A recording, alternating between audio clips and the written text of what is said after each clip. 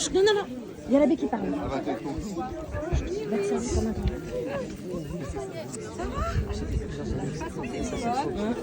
Non. Ouais.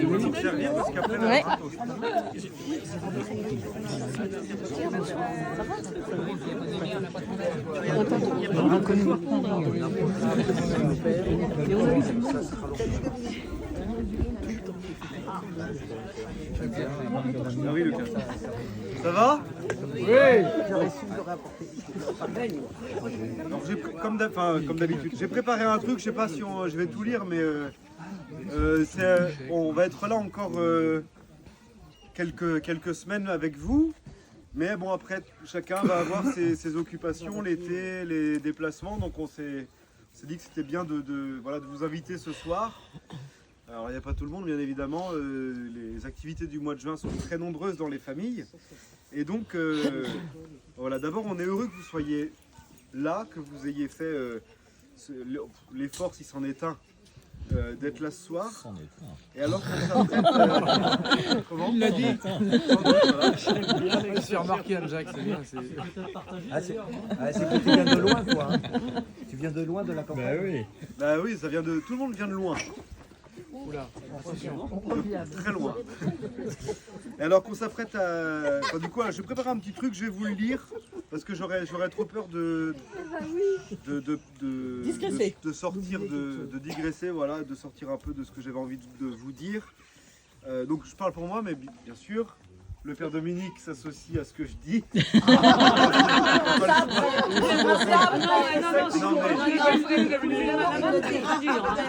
le droit de donner cette réponse-là. C'est pas sur mon ordinateur. Ah non, non, il a le droit de contredire.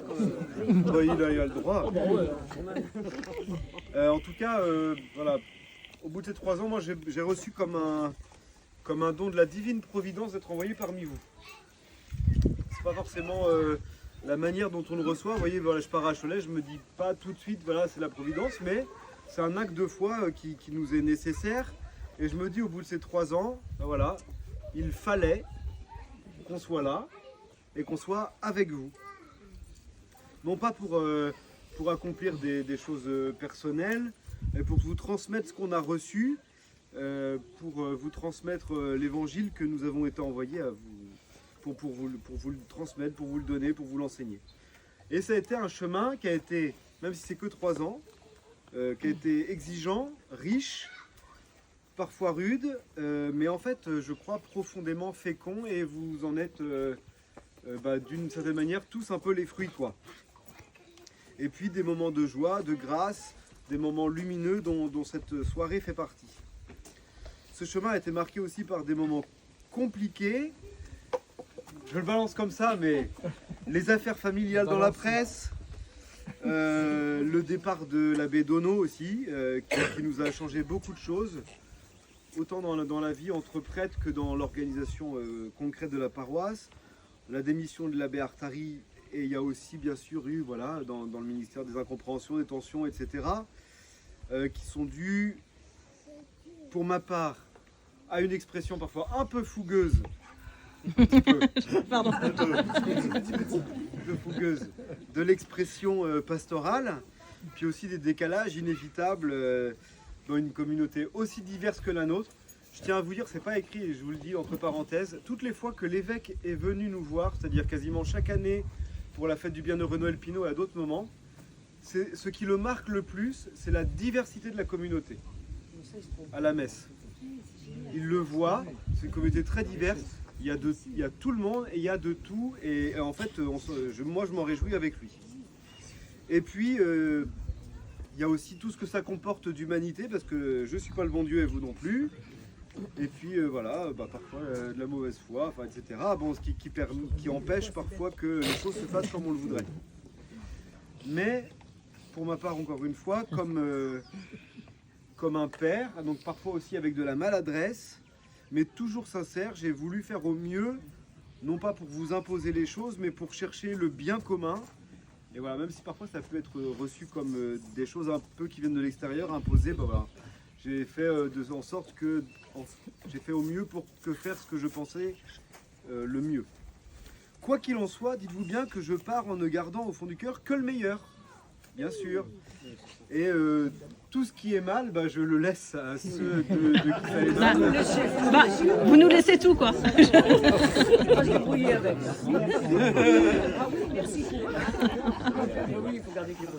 Donc je garde que ça, et avec après cette introduction peu développée, je vais quand même vous faire, continuer avec deux petites parties, une partie les remerciements et puis une deuxième partie, une petite exhortation avec des convictions personnelles. Je garderai donc pêle-mêle comme élément constitutif de ma personne et de mon ministère. Je vous rappelle, je suis prêtre que depuis 6 ans. Aussi.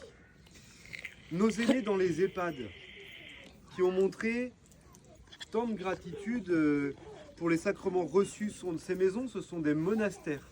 Et avant, on avait des religieuses dans nos clochers. Aujourd'hui, on a les EHPAD. Et nos anciens, une chose qu'ils ont à cœur particulièrement de faire, c'est de prier. Et ils le font. Et donc, ils soutiennent la vie paroissiale à leur manière, comme nos religieuses autrefois.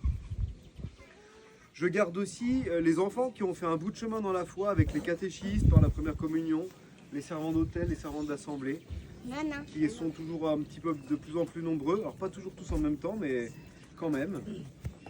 Les ministres ordonnés, levez la main. Les ministres ordonnés. Vous n'êtes pas 15. Hein. Ah oui, oui. Ça, c'est chouette. On est gâtés. Et puis un autre ministre ordonné, s'il est ordonné aussi. Donc voilà, je pense aussi spécialement à l'abbé Bernard Donneau qui s'est donné. Alors l'expression est maladroite, je reconnais, mais je continue tel que je suis, hein, mais qui s'est donné jusqu'à en mourir aussi. Voilà, il s'est donné en tout cas jusqu'au bout. Et je crois que c'est quelque chose qu'on peut lui reconnaître et pour lequel on peut rendre grâce. Peut-être ça va pas échappé à certains. Moi, j'ai pas toujours été, comme je disais, certains dans la même équipe que l'abbé Bernard Donneau. Mais au moment où il est mort et au moment où on l'a enterré, personne ne pouvait dire qu'il n'avait pas, personne ne pouvait dire qu'il n'avait pas fait de bien là où il était et dans le clocher où il était. Moi, je n'ai entendu vraiment partout que du bien de lui, et ça a été le sens du mot de Madame le maire de Bécon aussi sur le parvis de l'église.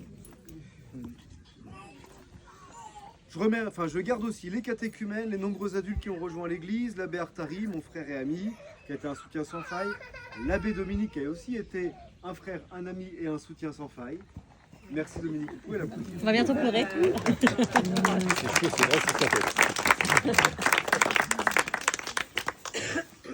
C'est un peu long, hein, mais je continue. Les chrétiens qui dans leur clocher se prennent en main pour que l'évangile soit annoncé, que Dieu soit adoré, que les saints soient vénérés.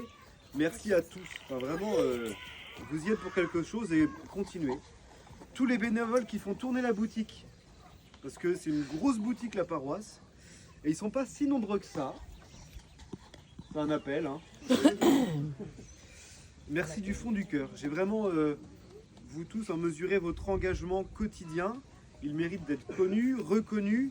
Et si c'est pas ici-bas, j'espère qu'il vous sera reconnu au moins par Saint-Pierre le jour où vous serez en face.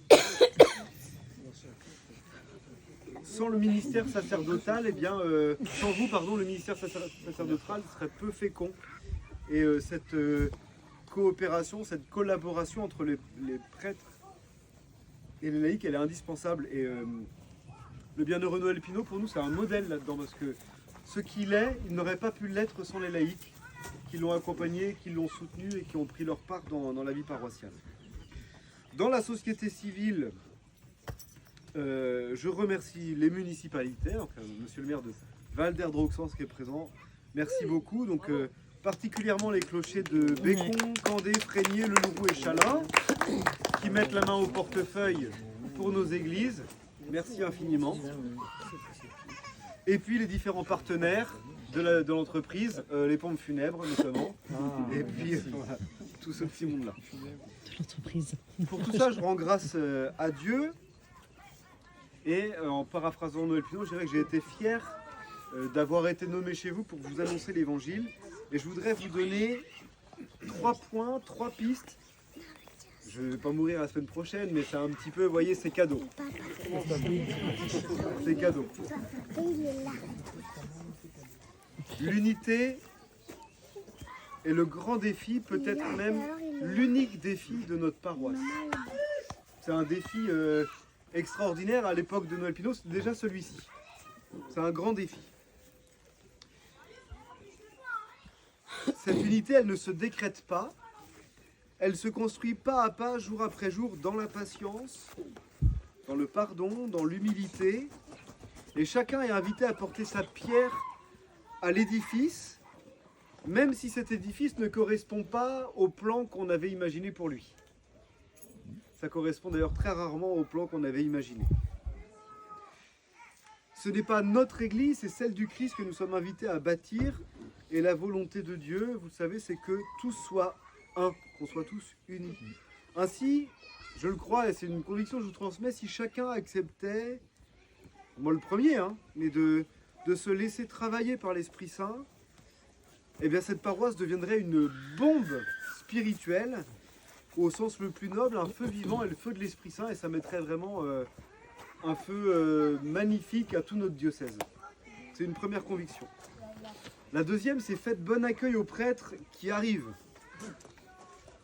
Je dis pas qu'on a mal été accueillis, mais je dis qu'il faut poursuivre dans ce sens-là. Aimez-les, et parce que je sais qu'on est tous dans cette situation-là, ne les imaginez pas avant de les connaître. Ne projetez pas sur eux ce qu'ils ne sont pas. Mais au contraire, allez à leur rencontre, invitez-les à dîner, etc. Rencontrez-les et puis discutez de tout ce qui peut vous passer par la tête, vous verrez. Et je vous le dis pas juste pour que la pilule passe bien, mais vraiment parce que ce sont des bons prêtres, sincères, donnés et envoyés aussi par Dieu. Ils sont envoyés également par un effet de la divine providence. Et c'est ce qu'il vous faut. Je le crois profondément. Et si jamais vous avez quelques griefs contre eux, allez les voir pour en parler. Le contraire serait vraiment anti-évangélique. Et on a toutes les bonnes raisons de parler. Pour qu'on soit tous, comme le dit saint Paul aux Romains, soumis aux autorités qui ont voulu par Dieu et qui permettent qu'on rentre tous dans l'ordre établi par Dieu. Enfin, les mots sont importants. Je vais vous redire avec force, l'apostolat des laïcs n'est pas une option. L'apostolat des laïcs n'est pas une option. Ce n'est pas un plus pour ceux qui sont motivés. C'est un impératif et le Concile Vatican II ne l'a pas suggéré, il l'a affirmé avec autorité. Chaque baptisé est missionnaire, vous l'êtes tous. Chacun, l'Église, ce n'est pas les prêtres ou l'équipe pastorale ou le conseil pastoral, c'est chacun. C'est vous dans chaque clocher, dans chaque famille, dans chaque rue. Prenez votre place. Elle existe, votre place. Il ne s'agit pas de prendre celle d'un autre, mais votre place existe. Ne restez pas spectateurs, osez proposer. Cette église, cette mission, elle ne partira pas de l'extérieur, elle ne viendra pas des prêtres. C'est entre vos mains. Oh, les prêtres, peut-être le prêtre va donner une petite impulsion, mais c'est vous qui êtes remplis de l'Esprit Saint. Elle commence dans vos mains, et comme le rappelle le Concile Vatican II, sans l'action des laïcs, l'apostolat des pasteurs ne peut la plupart du temps atteindre sa pleine efficacité. Nous, sans rien, on est vous. Sans vous, on n'est rien.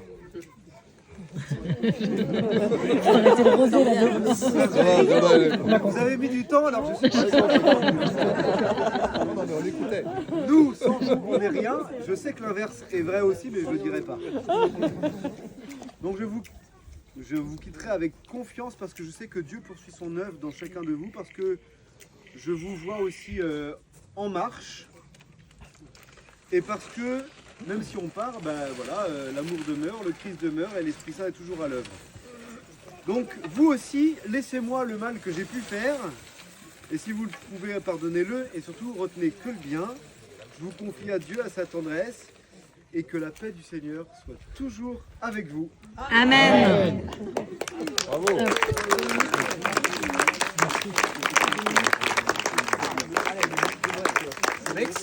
Merci beaucoup. Merci au Père Kevin Emmanuel qui s'est exprimé. Vous savez, je ne suis pas quelqu'un de beaucoup de paroles. Il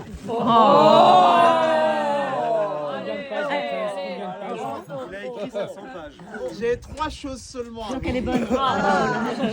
Premièrement, remerciement. Deuxièmement, remerciement. Troisièmement, remerciement.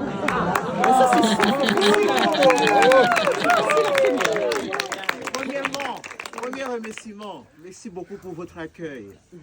savez, quand je suis arrivé en 2021, au 1er septembre 2021, il y avait Jean Pelletier qui était le curé administrateur, aujourd'hui évêque de Mende, grâce au merci Seigneur pour son appel à devenir évêque. Donc Jean disait ces jours-là, il disait sans cesse, Dominique, il vient de loin. Et quand il le dit, on sait bien ce que ça veut dire. Donc, je viens de loin, avec toutes mes différences, avec, voilà, peut-être qu'ils peuvent être choquantes parfois, mais malgré tout cela, vous m'avez accueilli. Il n'y a pas besoin de venir de loin. Tu n'en rates pas une, hein. Donc voilà, premier remerciement. Merci beaucoup pour votre accueil. Vous savez, je vous le dis sans personnalité. Hein? Depuis, c'est bientôt 4 ans que je suis là. J'ai la fierté de vous dire que, c'est pas pour vous flatter, mais encore une fois, je le dis sans personnalité. C'est la meilleure paroisse où j'étais envoyé depuis mon séjour en France, depuis 2013. Moi, j'ai vu des personnes. Je suis arrivé, on m'a dit la douceur angevine, magnifique, mais en tout cas, je voyais les choses contrairement parce qu'il faisait encore plus frais, plus froid ici qu'en Bretagne. Par contre, la douceur, je l'ai trouvée dans le cœur des gens. J'ai dit ça à l'évêque, puis aux prêtres, au rassemblement des prêtres l'année dernière, pendant mon témoignage, le mercredi saint. Et les gens rigolaient, mais c'était vraiment, je suis sérieux avec ça. Et je vous remercie du fond du cœur pour ce que vous êtes. Et je trouvais encore une richesse spirituelle incroyable ici. À chaque fois, il y a des gens qui me disent, pour l'expliquer, c'est parce qu'il y avait un prêtre réfractaire, je n'aime pas ce mot, mais il disait c'est un prêtre réfractaire qui a donné sa vie. Et donc, voilà, on sait bien que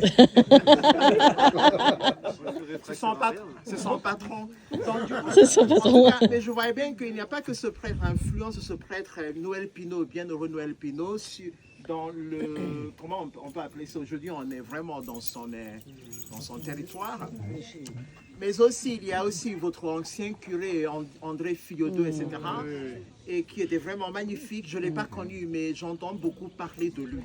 Et puis voilà, mais c'est surtout aussi vous-même qui cherchez Dieu sincèrement. Merci pour ça. Deuxième remerciement. C'est pour vous, voilà, c'est pour votre... Vous avez pu me supporter pendant ces 3 ans, c'est bientôt 4 ans. Vous voyez, je n'ai pas beaucoup été présent comme les autres, hein, parce que vous savez bien, j'avais un autre projet à côté, un projet qui a beaucoup souffert. Et mais heureusement aujourd'hui, je peux vous annoncer que aujourd'hui j'ai terminé. Ah, bravo!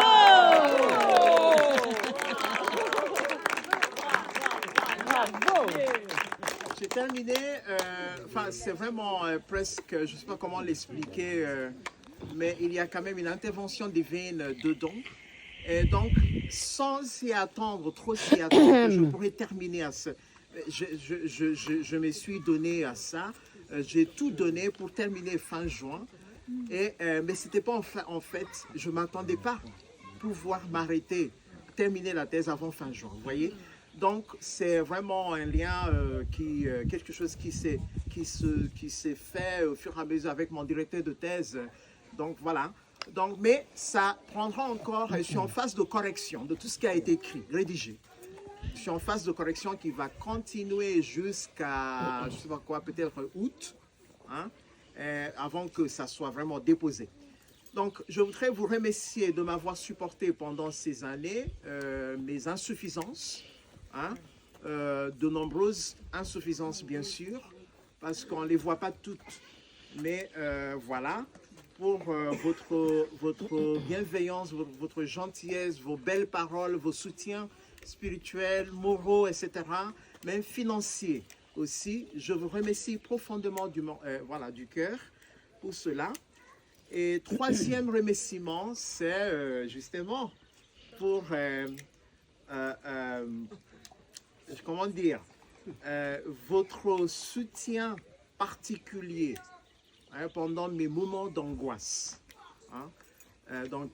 Il y a quelques mois, fin janvier, enfin surtout fin mars, ça a commencé.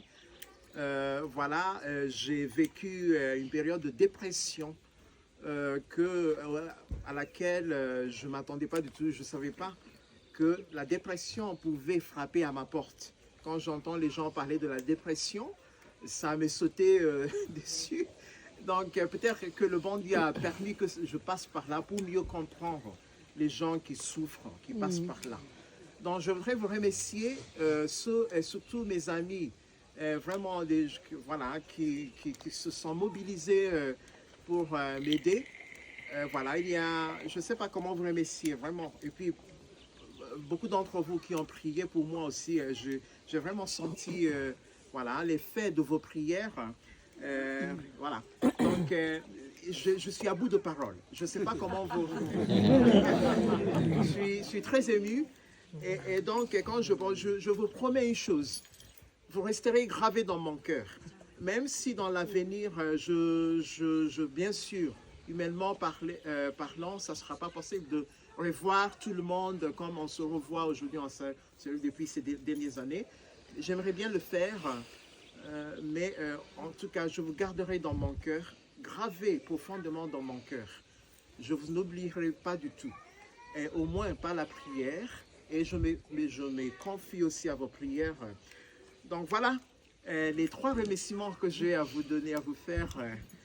Que le Seigneur, qui sait mieux remercier les gens, qui sait mieux nous rendre notre récompense, vous remercie vraiment et vous récompense mieux que, comme il le faut, comme lui, il le considère vraiment digne. Merci encore et merci. Que Dieu vous bénisse. Bravo.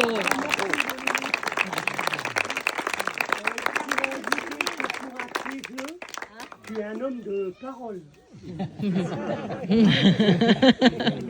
Merci Jean-Pierre. Aussi, on vous remercie pour tout ce que vous nous avez apporté pendant ces 3 années. On t'aime. Au point de vue pastoral, bien sûr. Vous avez tout donné avec tout votre cœur. Merci. Merci à vous. Et merci vraiment à vous. Enfin, c'est vous qu'il faut applaudissez-vous.